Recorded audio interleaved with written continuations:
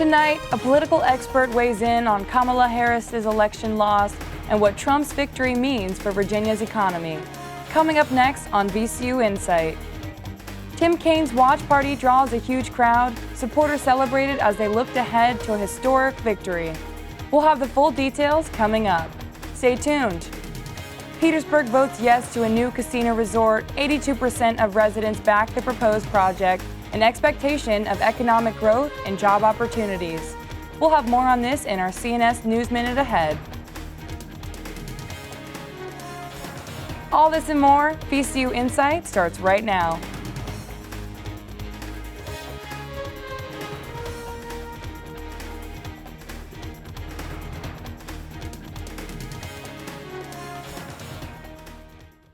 Hello, I'm Kaylee Crabb, and this is VCU InSight. The results are in. Trump wins Pennsylvania, Georgia, and North Carolina, securing the presidency. Global leaders quickly congratulate Trump, looking ahead to future diplomatic engagements. Harris concedes the election, calling for a peaceful transition and a commitment to the fight for the issues that have driven her campaign. Republicans have won control of the Senate, a victory after being shut out of the majority since 2021. The election for GOP leader is scheduled for next week, with 3 candidates running for the position. While Senate control is now decided, results remain close in key states like Arizona, Georgia, and Pennsylvania. Republicans have maintained slim leads in several of these areas, while Democrats push for a comeback in others. With many votes still uncounted, it could be several hours before a full picture emerges. Stay with us for continuing updates. The House race remains extremely close as results continue to come in. Republicans and Democrats are locked in a battle for control, with several key districts still too close to call. Voter turnout was high, and many mail-in ballots have yet to be counted. Expected to take several hours or even days to finalize some races, we'll keep you updated as results are announced. The Virginia Senate race has been decided. Democrat Tim Kaine has won re-election, securing a victory over Republican challenger Hung Cao. The race remained close throughout the night, while urban districts leaned toward Kaine. With voting results still coming in earlier this evening, Kaine was declared the winner after final counts revealed a slight edge in the overall vote. Also, Democrat Danny Avula won the Richmond mayoral race. You can find more information on election results at elections.virginia.gov. Reporter Bersabe Kimau sat down with the political analyst to break down the outcome of the presidential election. Alex Kina, PhD and Associate Professor of Political Science here at VCU, is an expertise with all things election. He explained why he believes Kamala Harris lost this election. I think she struggled to break away from Biden, to separate herself from Biden. Biden is unpopular right now. Strangely, his policies are actually pretty popular. And if you look at the raw metrics that a lot of economists use, the United States is doing a lot better than other countries are. However, she failed to articulate differences in her economic vision. And that was a bit uncomfortable for her, because if she separated herself from Biden, then she undermines her experience as vice president. But if she leans too heavily on Biden, then she risks being tied with his unpopular approval rating. He also touched base on what Trump's victory means for Virginia in the years to come. But this particular president is particularly hostile to the federal bureaucracy and has pledged to gut entire parts of the government. In Virginia, we have a large portion of our economy that's tied to federal spending. So any cuts in the federal government are going to affect the quality of life and the employment rate in Virginia. So that's one aspect. Virginians should make sure to do their own research and be informed on policies happening not only nationally, but locally as well. Senator Tim Kaine was re-elected as Senator of Virginia on November 5th here in Richmond. Reporter Bersabe Kimau has more from the Election Watch Party. I'm here at the Hippodrome, where Senator Tim Kaine was re-elected for his 3rd term. The crowd roared for Senator Kaine as he made his way to the stage to give his acceptance speech. Senator Kaine is no stranger to the citizens of Virginia. According to Congress.gov, he has served as senator since 2013. Before serving on a national level, he was mayor of Richmond from 1998 till 2001. He slowly but surely worked his way up from mayor to lieutenant and then governor of the state. His continued impact in the state has made voters feel hopeful. Richmond resident and voter Anita Elizabeth Brown spoke to us about what she looks forward to with Senator Kane's re-election. He's going to bring some more jobs in our community and cheaper housing, because right now the housing market is very high, especially for single parents. Alongside Senator Kane, Jennifer McClellan, representative for Virginia, was elected for District 4. Representative McClellan won by a landslide and secured 67% of votes, whereas William Bill Mower III only received 33%. Reporting live from Tim Kaine's watch party here in Richmond, I'm Bersabe Kimau. Voters and citizens enjoyed their time and were ecstatic to witness Senator Kane's re-election. Election day in Virginia brought residents to the polls with ballots cast for both the presidential race and a significant congressional seat in the 4th District. Jennifer McClellan, who previously made history as the first black woman to represent Virginia in Congress, secured re-election against a Republican challenger. McClellan, a longtime state legislator from Richmond, has championed progressive reforms, including clean energy goals and expanded voting rights. Local voter Ash had the chance to meet McClellan through past campaign efforts and described McClellan as remarkably personable and attentive. She remembered my name 3 weeks later, which for somebody who's such a busy person means a lot, you know what I mean? She's done a lot for the community. I've followed her on Facebook for the last 4 years, and she's just always involved. She always knows what's going on and is always trying to work better on it, and is very progressive, which is what we're looking for. With Virginia's 4th District playing a key role in shaping local and national politics, voters made their voices heard, reaffirming their choice for continued representation in Congress. Virginia's District 1 congressional incumbent candidate has managed to hold his seat since 2007. Reporter Andrew McCann has more information on both candidates. Thank you, Kaylee. The first congressional district election comprises of a Republican incumbent, Rob Whitman, going up against Democratic challenger, Lisa Metna. Whitman has been Congressman of Virginia District 1 since 2007. He used to work in the Virginia Department of Health before going into politics. Whitman wants to replace the Affordable Care Act. Meta is a Democratic challenger to Whitman. She used to be a lawyer and healthcare advocate before becoming a politician. Meta hopes to expand Medicare and Medicaid. With Whitman being in office since 2007, Meta thinks she is set apart from other previous challengers because of her character and drive. I think it's a good fit because it's really my personality. It's about being able to get out and advocate for people, the people that I need to advocate for, people who are interested in the issues that are important to me, like investing in public school education and making sure that we have not only affordable health care, but accessible health care. There are parts of the district where it can take 45 minutes just to get to a maternity ward, and that's just unacceptable. And so we need to make sure that not only it's affordable, but accessible to everyone. And there are lots of issues that are transcending politics, really, in the traditional D or R. There are people who are Republicans who have been connecting with our race because of the work that I've done and the bipartisan nature of my appeal. According to NBC News, Whitman has won District 1's congressional race with 56.7% of the vote and Meta only receiving 43.3% of the vote. Reporting from Chesterfield County for VCU InSight and the VCU Newsroom, I'm Andrew McGann. Election day means more than just the presidential race. In Richmond, the race for 1st District City Council heated up. VCU's Michael Estrella has more. Thanks, Kaylee. The candidates who are running for 1st District Richmond City Council are Paul Goldman, Zach Walker, and Andrew Brenton, all who are running as independents. Local races like city council elections often have the biggest impact on a resident's daily life.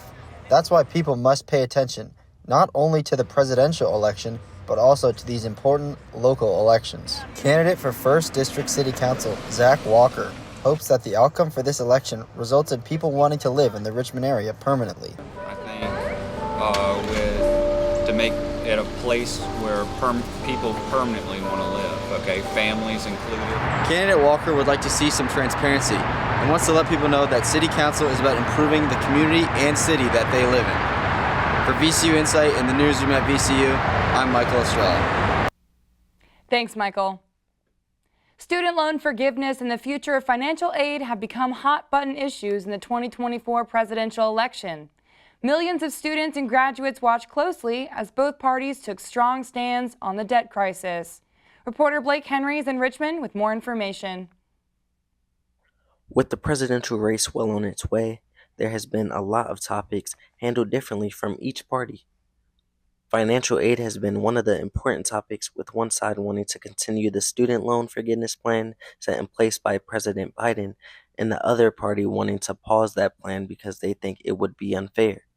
Each candidate has discussed the topic in their own separate ways in the past, but only time will tell more. Recently, Kamala Harris showing her support to continue Biden's plan on social media. Donald Trump has not spoke on financial aid this election. Financial aid worker Ronchelle Jackson feels that the current state of financial aid is helpful, but still hopes for improvement. I think that it's the very thing that allows a lot of them to even be able to attend. But the repayment process could use a little bit of revamping. And in the most recent years, it's been a very big discussion on whether or not there should be a plan put into place to be able to make that process a little bit better. And even if you don't completely agree in the student loan forgiveness plan, I think that something should be put into place to be able to provide a better future for the students. According to the Department of Education, more than 1.1 million people in Virginia carry a cumulative of $43.8 billion in student loan debt. These aged 35 to 49 have the highest amount of collective student loan debt, a total of $16.6 billion. About 17.4 of American adults, or 45 million people, owe money on their student loans. With each party on different sides, the result will affect millions of people around the world. Graduate Promise Wheeler, who has been paying back their loans, sees them as a barrier rather than helpful. I want to own a home. I want to own a car. I want to do a lot of things with my money. I want to go on vacation. And unfortunately, it's almost like an underlying pressure on me every day to think on a consistent basis in the back of my mind, hey, I owe so-and-so and such this amount of money. She expresses her doubt for change and worries for the future.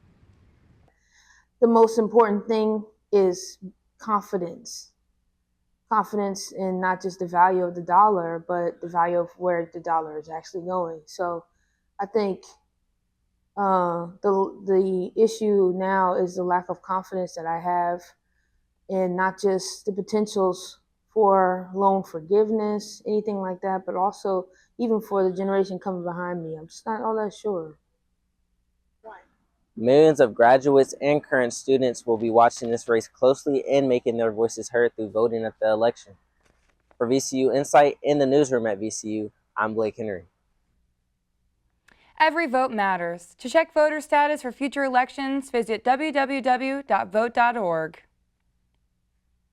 Gender bias has long influenced voter decisions in U.S. elections, and in 2024, it continued to shape the conversation around candidate qualifications. Esther Shobawala explored how gender and race impacted the race. As Americans prepare to cast their votes, questions around candidate qualifications continue to dominate headlines this year. We're seeing some voters question Vice President Kamala Harris's fitness for office not because of her experience or policies, but because she's a woman. Dr. Dawn Johnson is an assistant professor in the Gender, Sexuality, and Women's Studies Department at VCU. Johnson, a social media enthusiast and feminist researcher, brings knowledge from her interdisciplinary background in law, media studies, and Black feminism. Johnson believes that gender roles are cemented in patriarchy. And what happens with gender roles? It divides labor. It divides kind of the way we view the world. Who gets to lead? Who gets to succeed? Who makes more money than the other, right? One concern that Johnson brings up is the fact that not only is Kamala Harris a woman, she is also a Black woman, which gives her a huge disadvantage. They're missing it because it's also kind of this internalized racism thing, where they've accepted that it is, as a Black woman, that she is not qualified to lead. Historically, women have turned out to vote in greater numbers than men in recent presidential elections. This higher turnout by women affects what is often called the gender gap in voting, meaning that female voters have a large impact on the election's outcome.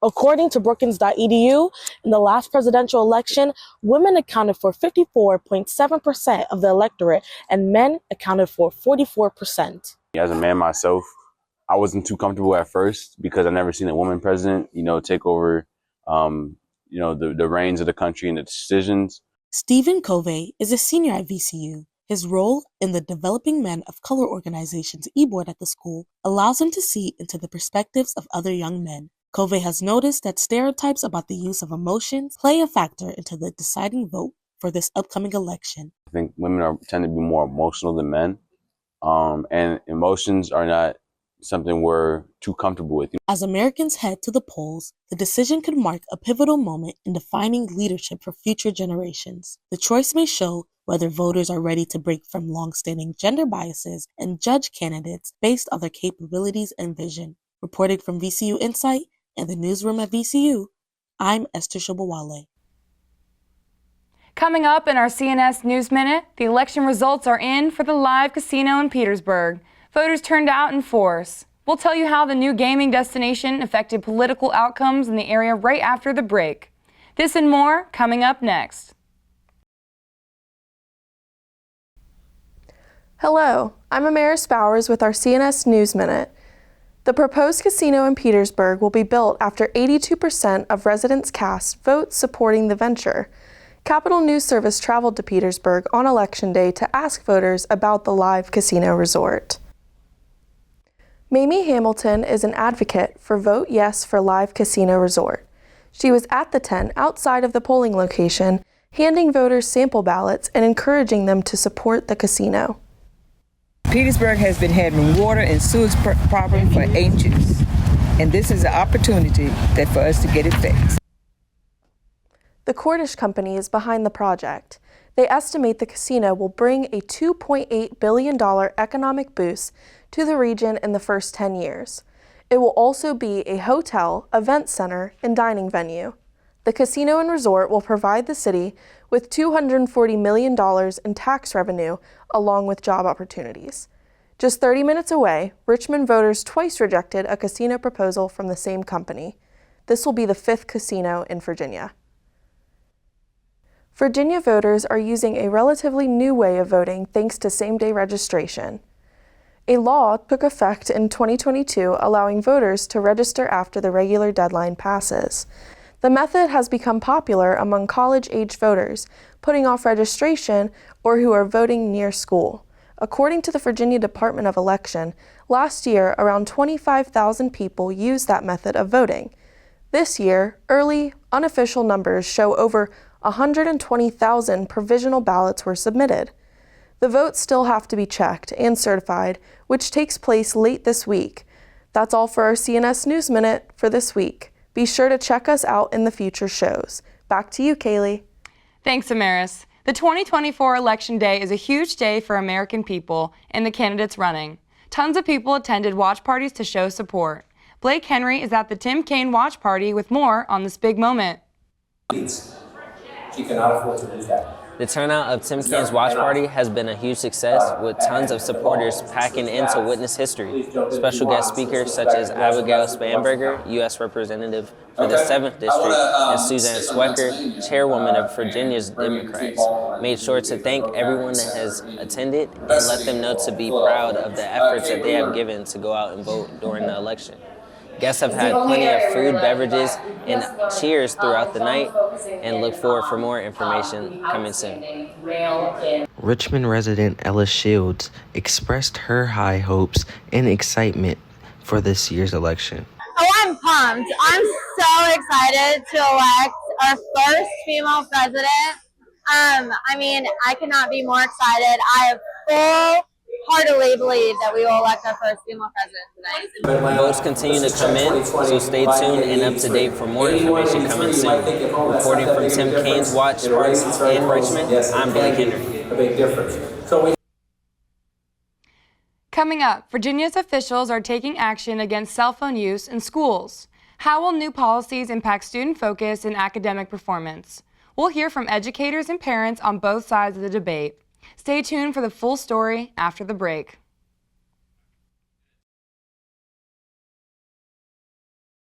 Virginia officials are now taking action against students using their cell phones during school hours. Reporter Andrew McGann has more information on this topic. Thank you, Kaylee. With the growing use of technology in everyday life, it has become a lot harder for schools to keep students' attention. Virginia officials worry cell phone usage could get so bad that they are taking action to create a cell phone policy. Virginia State Senator Schuyler Van Valkenburg has been teaching for 20 years and is currently teaching at Glen Allen High School, says that cell phones and their apps have made it very hard for students to keep their attention on the teachers. If you're an average adult, let alone an average kid, and you're sitting in a meeting for 90 minutes that you don't necessarily want to be in, and you got this thing where you can check the score, or you can, Snapchat your friend, or you can do whatever it is you're doing, that device is going to be a constant pull on your attention. And I think that's really been the thing that has most changed schools technologically, and has become obviously a problem getting in the way of teaching reading, writing, math, all these other things. In July of this year, Virginia Governor Glenn Youngkin issued Executive Order 33 to encourage the Virginia Department of Education to develop a guidance on cell phone policies for schools to adopt and enforce. Senator Van Valkenburg was the chief patron of Senate Bill 359, along with co-patron Senator LaCherice Eyre.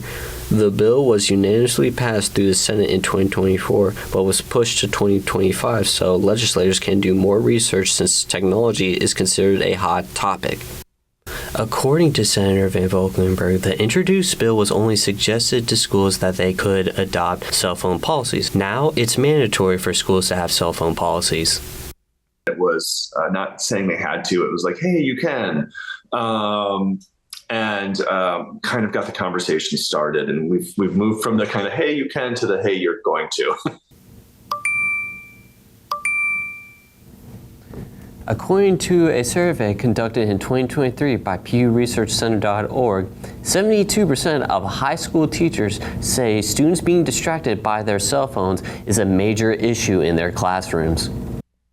According to Beth Holmes, a parent of a student attending Powhatan Middle School and a counselor at Amelia High School, the new school policies of not having students use their cell phones during school hours has been a positive effect for them. I've only heard positive things about it, that it's been helpful, that the distractions have been removed. I've even spoken to one of the kids I work with at my school that said that she's like, I can focus so much better now, and her grades went from like C's, D's, and F's to she just made honor roll this last quarter. Even with the improvement in school performance from students, parents are still opposed to having no communication with their children during the day. The Washington Post took a survey of 1,000 people to ask them about public schools banning students from using their cell phones during school hours. Of the 1,000 people who were asked, 29% said that they were opposed to the banning of cell phones. According to the Pew Research Center survey, only 30% of teens recognize the harm of cell phone use compared to their peers. Reporting from Richmond for VCU InSight and the VCU Newsroom, I'm Andrew McGann. Visit your school's website to find out about their cell phone policies. You can catch a new edition of VCU InSight every Thursday afternoon on our YouTube channel. For VCU InSight and the newsroom at VCU, I'm Kaylee Crabb.